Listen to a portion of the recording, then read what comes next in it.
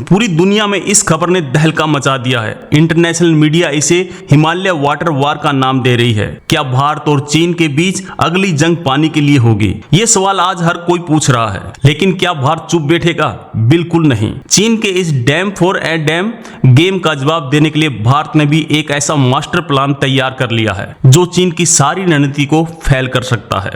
भारत अब अरुणाचल में अपना खुद का एक विशाल डैम बनाने जा रहा है। दोस्तों, क्या आप जानते हैं चीन एक ऐसा हथियार बना रहा है जिसके सामने एटम बम भी खिलौना लगे। एक ऐसा वाटर बम जो बिना आवाज किए भारत के करोड़ों लोगों की जिंदगी को एक झटके में तबाह कर सकता है। ये पाकिस्तान के उस बदले की कहानी है जो चीन भारत से लेने जा रहा है। ये कोई मजाक नहीं है। चीन ब्रह्मपुत्र नदी पर 12 लाख करोड़ रुपए खर्च करके दुनिया का सबसे बड़ा डैम बनाने जा रहा है। ये इतना बड़ा कि इसके सामने चीन का पिछला रिकॉर्ड तोड़ 3 गार्जेस डैम भी बच्चा नजर आता है। चौंकाने वाली बात यह है कि इस प्रोजेक्ट के बारे में ज्यादातर जानकारी गुप्त रखी गई है। चीन दुनिया को नहीं बता रहा कि वो असल में कितना बड़ा और कितना खतरनाक डैम बना रहा है। अरुणाचल और असम के उन लाखों परिवारों का क्या होगा जिनकी पूरी जिंदगी एक नदी के भरोसे चलती है। सोचिए, उस नदी की चाबी अगर दुश्मन देश चीन के हाथ में लग जाए तो जब चाहे उनकी खुशियों का गला घोट सकता है। ये सिर्फ पानी की लड़ाई नहीं, ये हमारी रगों में दौड़ते खून की लड़ाई है। सच तो यह है कि भारत के पास चीन से बात करने के अलावा कोई और रास्ता भी नहीं है। 2006 में एक समझौता हुआ था कि चीन बाढ़ के मौसम में भारत को पानी से जुड़ा डाटा देगा, लेकिन डैम बनने के बाद वो इस समझौते को कितना मानेगा, ये एक बहुत बड़ा सवाल है। हर साल असम में बाढ़ आती है, हजारों घर उजड़ जाते हैं, जिंदगियां तबाह हो जाती हैं। अब कल्पना कीजिए जब चीन अपनी मर्जी से इस महा डैम का पानी छोड़ेगा तो हमारे अपने लोगों का क्या हर्ष होगा। ये तस्वीरें आने वाले कल की एक दर्दनाक झलक हो सकती है। याद रखिए, नदियां किसी देश की जागीर नहीं होती, वो पूरी इंसानियत की धरोहर होती हैं। जब एक देश अपनी ताकत के घमंड में प्रकृति के इस प्रभाव को रोकता है तो वो सिर्फ पानी नहीं रोकता, वो करोड़ों लोगों की उम्मीदें और सपनों को भी बांध देता है। लेकिन दोस्तों, एक कड़वा सच ये भी है, अगर चीन ने पानी छोड़ दिया तो हमारे पास उसको रोकने के लिए बहुत ज्यादा कम समय होगा। बाढ़ की तबाही को रोकना लगभग नामुमकिन हो जाएगा और यही भारत की सबसे बड़ी चिंता है। भारत ने इस पर कड़ी आपत्ति जताई। हमारे विदेश मंत्रालय ने साफ कह दिया है कि चीन को कोई भी ऐसा कदम उठाने से पहले निचले राज्यों यानी भारत और बांग्लादेश के हितों का ध्यान रखना होगा। ये भारत की तरफ से एक सीधी और सख्त चेतावनी है। आपको यकीन नहीं होगा, लेकिन चीन के पुराने डैम ने इतना पानी रोका कि हमारी पृथ्वी की घूमने की रफ्तार ही बदल गई। जी हाँ, दिन हल्का सा लंबा हो गया है। अब चीन इससे भी 3 गुना बड़ा डैम बनाने जा रहा है। सोचिए अब क्या होगा, कहीं धरती डिस्को तो नहीं करने लगेगी।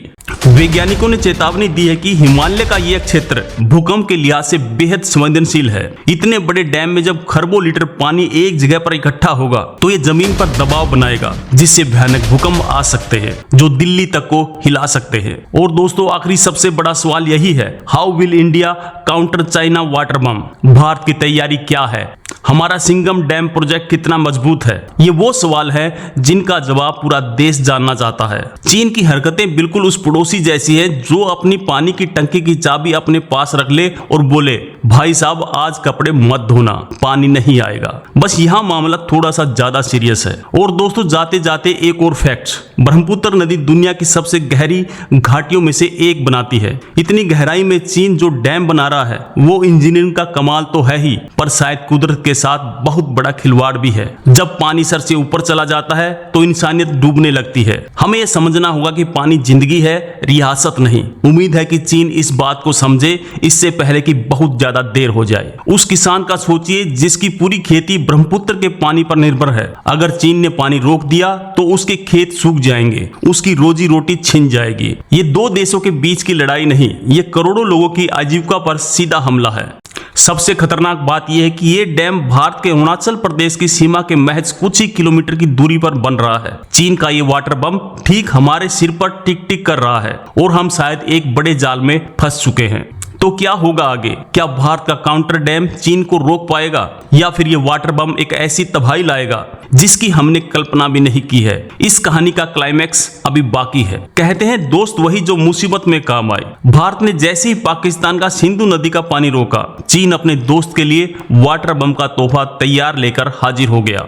दोस्ती हो तो ऐसी, क्या कहते हैं आप? एक नदी दो देशों को जोड़ सकती है और तोड़ भी सकती है। ये हम पर निर्भर करता है कि हम उसे जीवन स्रोत बनाते हैं या विनाश का हथियार। इस वक्त इंटरनेट पे सबसे ज्यादा यही सर्च किया जा रहा है कि चीन के इस डैम का भारत पर क्या असर होगा। लोग जानना चाहते हैं कि क्या भारत का नॉर्थ ईस्ट एक सूखे रेगिस्तान में बदल जाएगा या फिर एक भयानक बाढ़ में डूब जाएगा। उन सैनिकों के बारे में सोचिए जो बर्फीली चोटियों पर हमारी रक्षा कर रहे हैं, और उन किसानों के बारे में जो खेती में हमारा पेट भरने के लिए मेहनत कर रहे हैं। ये लड़ाई उन दोनों के लिए है, ये हमारे भविष्य की लड़ाई है। तो सवाल यह है कि चीन आखिर चाहता क्या है? क्या वो भारत को झुकाना चाहता है या फिर ये साउथ ईस्ट एशिया में अपनी दादागिरी साबित करने का एक नया तरीका है? इस डैम के पीछे की असली कहानी अभी सामने आनी बाकी है। दोस्तों, इस पूरी लड़ाई में एक सच छिपाया जा रहा है। ये डैम सिर्फ पानी नहीं रोकेंगे, ये पूरे हिमालय के इकोसिस्टम को बर्बाद कर देंगे। मछलियों की हजारों प्रजातियां, करोड़ों पेड़ पौधे और पूरा पर्यावरण एक बड़ी तबाही की कगार पर खड़ा है। अंत में बस यही दुआ है कि